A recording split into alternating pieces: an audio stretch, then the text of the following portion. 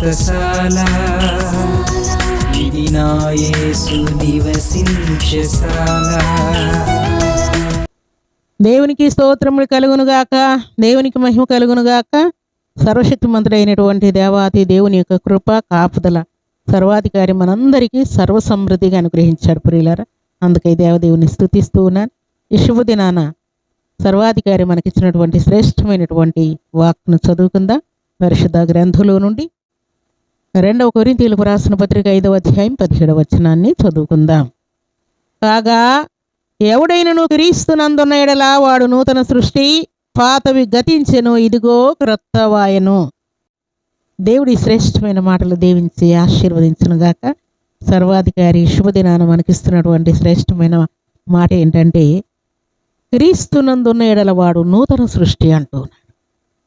పాతవి గతించెను, ఇదిగో క్రొత్తవాయెను అంటున్నాడు. పాతవేంటి, రోతవేంటి అని అంటే పాప శాప సంబంధమైనటువంటి క్రియలన్నీ కూడా అలనాడే మనము పాపములు ఒప్పుకున్నప్పుడే, బాప్తిసం తీసుకున్నప్పుడే, దేవుని యొక్క శరీరాన్ని రక్తాన్ని పుచ్చుకున్నప్పుడే పాతవన్నీ గతించిపోయాయి.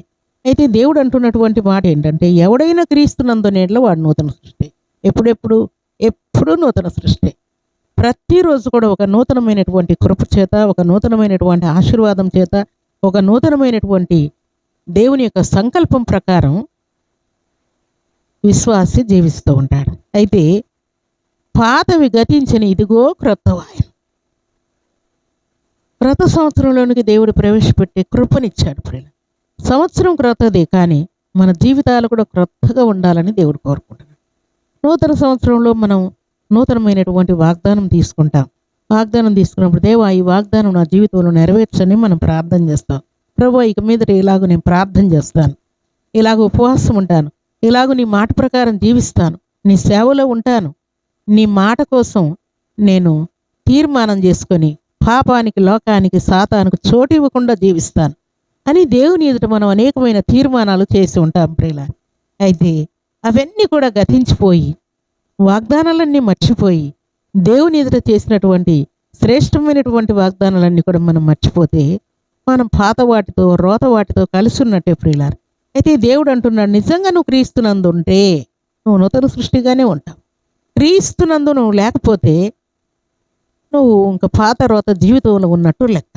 దేవునితో ఉంటే ప్రార్థించకుండా ఉండలేవు, ప్రకటించకుండా ఉండలేవు, పాడకుండా ఉండలేవు, దేవుని పని చేయకుండా ఉండలేవు, అలాగే మందిరానికి రాకుండా ఉండలేవు, ఏది కూడా నువ్వు చేయకుండా ఉండలేవు అంతే. అందుకని దేవుడు అంటున్నాడు, పాతవి గతించెను, ఇదిగో క్రొత్తవాయెను. గడిచిన సంవత్సరంలో ఒకవేళ తప్పిపోయి, జారిపోయి, పాత రోత జీవితంలో కలిసిపోయావేమో. అయితే నూతన సంవత్సరంలో దేవుడు అంటున్నాడు, క్రొత్తవాయెను, పాతవి గతించెను, ఇదిగో క్రొత్తవాయెను అంటున్నాడు. ఎలాంటి క్రొత్తవి మన జీవితంలో దేవుడు చేయాలనుకుంటున్నాడు అని అంటే, హబక్కూకు గ్రంథము 3వ అధ్యాయం 2వ వచనం మనం చదువుకుంటే, యెహోవా నిన్ను గూర్చిన వార్త విని నేను భయపడుచున్నాను, యెహోవా సంవత్సరములు జరుగుచుండగా నీ కార్యమును తనపరచుము అంటూ ఉన్నాడు భక్తుడు. దేవుని యొక్క కార్యాలు, దేవుడు మనకి ఏం అప్పగించాడో వాటన్నిటినీ నూతనపరచమని దేవుణ్ణి వేడుకుంటూ ఉండాలి. పాత రోత జీవితాలన్నీ పరిశుద్ధపరచాయని మనం దేవుణ్ణి అడుక్కుంటూ ఉండాలి.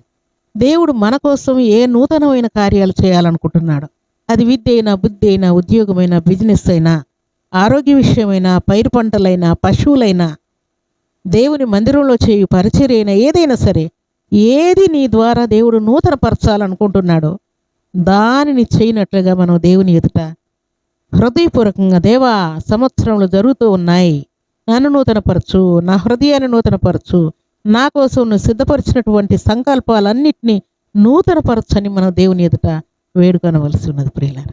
వేడుకుంటే నిశ్చయముగా దేవుడు మన కార్యాలను నూతనపరచడానికి సిద్ధముగా ఉన్నాడు.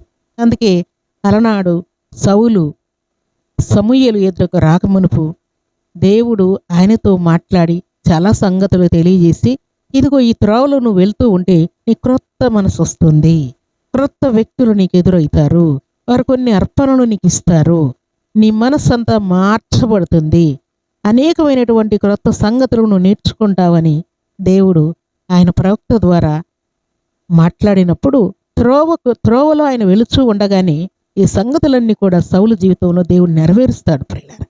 దేవునికి స్తోత్రములు కలుగును గాక. దేవుని సన్నిధానంలో చేరిన మన జీవితాల్లో కూడా దేవుడిచ్చినటువంటి ప్రతి ప్రవచనాన్ని, ప్రతి వాగ్దానాన్ని నెరవేర్చాలని దేవుడు కోరుకుంటూ ఉన్నాడు. దేవా, నా ఇష్టం కాదయ్యా, ఇంతకాలం బుద్ధిహీనంగా ప్రవర్తించాను, ఇంతకాలం నీ మాట ప్రకారం నేను జీవించలేదు, నా తెలివి ఎక్కువ అనుకున్నాను, నా జ్ఞానం ఎక్కువ అనుకున్నాను, నాకు బలం ఉందనుకున్నాను, అమౌంట్ ఉందనుకున్నాను, అందచందాలు ఉన్నాయనుకున్నాను, జాబ్ ఉందనుకున్నాను, బిజినెస్ సక్సెస్ఫుల్గా జరుగుతుందని నా జ్ఞానం మీద, నా బుద్ధి మీద నేను ఆధారపడ్డానయ్యా. ఇక మీదట నా బుద్ధి వద్దును, నా జ్ఞానం వద్దయ్యా, నీ శక్తి, నీ బలము, నీ ప్రభావం, నీ కార్యాలు నాకు కావాలయ్యా అని మనం దేవుని ఎదుట ప్రార్థన చేస్తే నిశ్చయముగా మన కార్యాలను నూతనపరచడానికి దేవుడు సిద్ధంగా ఉన్నాడు. మన పైరు పంటలను నూరంతలుగా వర్ధిల్ల చేయడానికి దేవుడు సిద్ధంగా ఉన్నాడు. మన బిజినెస్ను ఆశీర్వదించడానికి, విద్యా బుద్ధుల్లో సహాయం చేయడానికి, జాబ్ విషయంలో కృప చూపించడానికి, మ్యారేజ్ సెటిల్ చేయడానికి, సంతానం ఇచ్చి సంతోషపరచడానికి, అన్ని విషయంలో ఆత్మీయంగా మనల్ని లేవనెత్తడానికి దేవుడు సిద్ధంగా ఉన్నాడు. అందుకే దేవుని ఎదుట ఈ ప్రార్థన చేయవలసి ఉన్నదని దేవుడు జ్ఞాపకం చేస్తున్నాడు. భక్తి కలిగిన వారందరూ కూడా నా కార్యాలను నూతనపరచు, నన్ను నూతనపరచని దేవుణ్ణి వేడుకుంటూ ఉంటే భక్తిహీనులు ఏం చేస్తున్నారంట? పరిశుద్ధ గ్రంథంలో రాయబడిన మాట ప్రకారం ఏలియా ఎక్కడున్నాడో ఎలీషా ప్రవక్త అక్కడ ఉన్నాడు ప్రియులారు. కానీ ఎలీషా ప్రవక్త ఎక్కడున్నాడో గేహాజీ అక్కడ లేడు ప్రియులారు. ఎందుకంటే భక్తి కలిగిన వారు భక్తులతో ఉంటారు, సన్నిధిలో ఉంటారు, ప్రార్థనలో ఉంటారు, పరిచర్యలో ఉంటారు, ఆరాధనలో ఉంటారు. అయితే భక్తిహీనులు ఏం చేస్తారని వ్రాయబడిందంటే, ఎలీషా ప్రవక్త ప్రార్థన చేస్తూ ఉంటే గేహాజీ ఎక్కడికి వెళ్ళాడు ప్రియులారా? భక్తిహీనులు భోజనాల కోసం, బట్టల కోసం, విందుల కోసం, సంతోషాల కోసం, సంబరాల కోసం భక్తిహీనులు పరిగెడుతూ ఉంటారట. భక్తి కలిగిన వారితో ఉంటూ ఉంటే భక్తిహీనులు లోకంలో సంచారం చేస్తూ ఉంటారట. అందుకే గేహాజీ ఏం చేశాడు చెప్పండి? నయమాను వెంట పరిగెత్తాడు. ఎలీషా ప్రవక్త ప్రార్థన చేస్తూ ఉంటే గేహాజీ నయమాను వెంట పరిగెత్తాడు. అయితే పరిశుద్ధాత్మపూర్ణులు ఏం చేస్తారని వ్రాయబడి ఉన్నది అని అంటే, వారు ఆకలి దప్పులు కలిగి ఉండి కూడా పట్టుదల కలిగి, రోషం కలిగి, ప్రార్థనాపూర్వకంగా దేవుని కోసం ప్రయాసపడ్డానికి, కొట్టబడ్డానికి, ఈడబడ్డానికి, చంపబడ్డానికి, అగ్నులు వేయబడ్డానికి, సింహాల బోనులు వేయబడ్డానికి కూడా భక్తి కలిగిన వారు, పరిశుద్ధాత్మ పూర్ణులు ఒప్పుకున్నారు ప్రియులారు. దేవునికి స్తోత్రములు కలుగునుగాక. అందుకే వారు మరణము వరకు పోరాడుతూ దేవుని యొక్క మార్గంలో సూటిగా చక్కగా నడుచుకున్నారు. అందుకే మరణము తప్ప నిన్ను నన్ను మరేది ఎడబాయకుండునుగాక అంటున్నారు. భక్తుడైన యాకోబు దేవుని యొక్క పాదాలు పట్టుకున్నప్పుడు, నేను నిన్ను విడవనంటే విడవనని గట్టిగా పట్టుకున్నాను, నీవు నన్ను ఆశీర్వదించేంత వరకు నేను నిన్ను విడవనని రాత్రంతా దేవునితో పోరాడాడు ప్రియులారా. భక్తి కలిగిన వారు ఇలాగున్న రోషం కలిగి ఉంటారు అని దేవుడు తెలియజేస్తున్నాడు. ఈ శుభదినాన నిజంగా ఈ నూతన సంవత్సరంలో మనం భక్తి కలిగిన వారితో పోరాడదాం. మరణం వరకు దేవుని కొరకు నిలబడదాం, ప్రయాసపడదాం, ప్రార్థిద్దాం, ప్రకటిద్దాం, పరిచర్య చేద్దాం.